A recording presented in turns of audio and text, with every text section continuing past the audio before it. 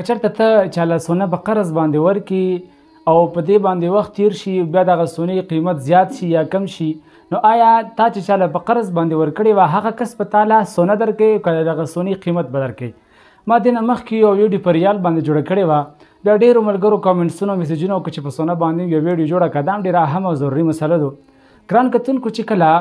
یو مسلمان ورور یو بل مسلمان ورور ته په قرض باندې یو توله یا 2 تولې یا 3 تولې سونه ورکړه، اوس وخت کې مثال کې طور پر دغه سونه چې ده دا په 1 لک روپۍ باندې یو توله ده او دغه یو توله سونې چې دی بل مسلمان ته په قرض باندې ورکړه، بیا 2-3 کاله په منځ کې تیر شول او دغه سونې قیمت چې دی دا زیات شوی دی یا دغه سونې قیمت چې دی کم شوی دی. په دغه صورت کې به دغه سونه چې دا مثلي شی دی د دغه سونې په عوض او بدل کې به روپۍ نشي ورکولی. که 1 کال په تیر شي او که 2 کال په تیر شي او که 10 کاله په تیر شي او که قیمت چې دی 10 لکو ته ورسیږي او که 10 زرو ته راورسیږي یعنی که زیات شي او که کم شي په دغه تمامو صورتونو کې چې کله دغه قرضخوا قرض ادا کوي نو په دغه وخت کې به چا چې قرض کړي دغه سونه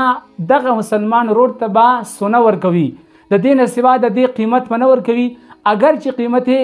10 لکو ته رسېدلی دی او کوم وخت کې چې ده ته ورکړی په هغه وخت کې په 1 لک باندې وه اوس چې 10 لکو ته رسېدلی دی یا اگر چې قیمت یې 10 زرو ته رسېدلی نو په دغه تمامو صورتونو کې به چا نه چې سونه په قرض باندې اخیستی وي او بیا واپس ادا کوي نو په دغه وخت کې به دغه مسلمان ورور ته چې دی سونه ورکولی شي. واخر دعوانا ان الحمدلله رب العالمین.